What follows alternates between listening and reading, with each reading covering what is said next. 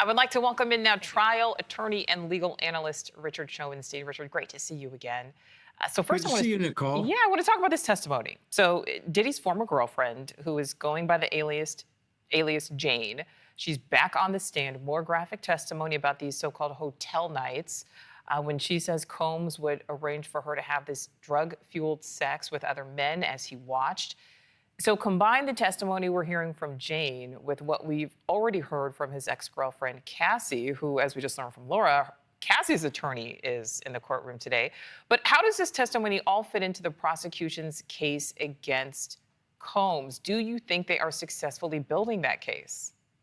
I do. I think the prosecution's doing a good job here. So it fits in two ways. One is just the way you and Laura were talking about, that it's going to get in the trafficking of other prostitutes in for these hotel nights. Presumably, we're going to hear how they were brought in, that they were brought across state lines. So it ties into some of the underlying predicate acts. But the second way is it tells the jury that this wasn't just something between him and Cassie. If you thought that this was just a 10-year relationship that went wrong, that they were on the same page and then they weren't on the same page, the idea that we have other victims now coming forward, coming in to testify and telling similar stories shows that it's not just about the relationship, it's about the defendant.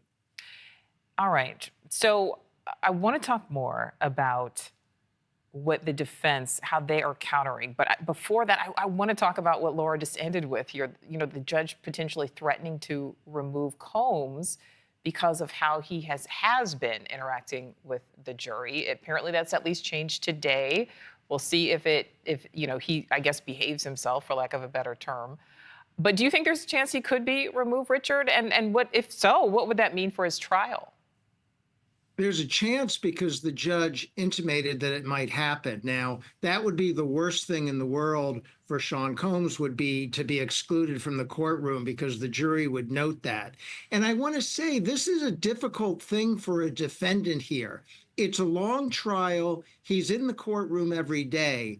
The last thing he wants to do is sit there passively and look like he's not paying attention, because that's a horrible look for the jury. So he has to look involved. He has to talk to his lawyers. He has to have some reaction, but he can't interact directly with the jurors in any way that would be construed as trying to send a message or trying to communicate with them directly. And that's the line the judge is drawing. But it's a difficult line for a defendant who, might have a predisposition to trying to reach out to people he's in a room with. Mm-hmm. All right, so let's talk about, these freak-offs, these hotel nights, as Jane is calling them. Do you think the jury will be shown the actual video footage of these so-called freak-offs or hotel nights or whatever you want to call them?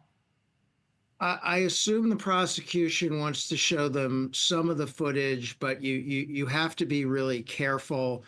You don't want to show them too much, because then they get almost numb to it. They stop remembering how horrific this all is. So I think they're going to want to show some of it. I don't know if the defense is objecting on the grounds that it's highly prejudicial, which I think it is, but it is a key component of this case and probably would be allowed to some extent. All right, so I want to flip and look at this from the other side of things. I mean, we know that this testimony has, talked about drug use, but is it talking about voluntary drug use? I mean, are these consenting adults here? Do you think the defense is, at least so far, kind of successfully countering what the prosecution is alleging?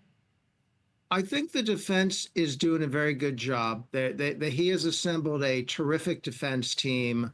I like that they're kind of picking their spots in cross-examination. They're not trying to tear down savagely every witness that they face, which I think would be a mistake. And they are going on the theme that most of this is consensual activity between adults, some of whom appear to now regret it for one reason or another.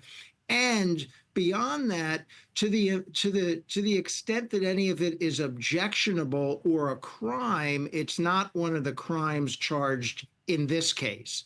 This is not a domestic violence case.